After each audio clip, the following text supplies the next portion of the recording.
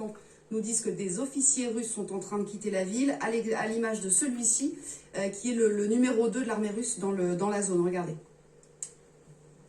Les amis, nous sommes le 3 novembre 2022. Nous nous trouvons dans la ville de Kherson. La situation est comme d'habitude stable. En ville, tout est pour l'instant en ordre. L'approvisionnement de la ville est plutôt normal. Sur la ligne de front, il n'y a pas de changement. On entend les combats quelque part au loin. Les tentatives des nazis de franchir la ligne de front existent. Ils ne laissent pas tomber ces possibilités. Mais tout est pour l'instant sous contrôle total. Maintenant, concernant l'évacuation, je recommande d'une manière insistante à tous les habitants de Kherson et à tous ceux qui sont encore restés sur la rive droite d'aller sur la rive gauche. Aussi, l'administration de Golaya Pristan a été attaquée par tirs. Là, vous voyez les images de ces tirs. Personne n'a été blessé parce que les tirs ont eu lieu la nuit. Mais le bâtiment de l'administration de Golaya Pristan est complètement détruit. Voilà ce qui se passe en ce moment dans notre ville.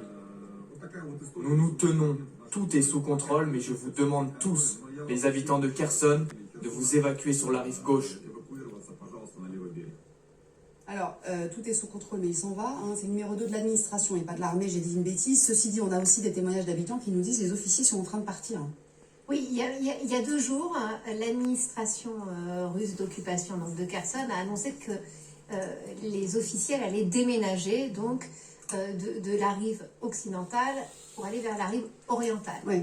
Et donc Stremoussov, qui est le numéro 2 de cette administration russe à Kherson, on le voit, a lui-même fait ses bagages et sa voiture est pleine à craquer. Il se filme dans cette voiture en disant « mais ne vous inquiétez pas, tout va bien, tout est sous contrôle. Tout est sous contrôle de l'autre côté ». En même temps, on voit bien que cette administration, elle est en train de se replier de l'autre côté du Dniepr en se disant que les 300 mètres de ce fleuve vont faire rempart à l'arrivée des Ukrainiens.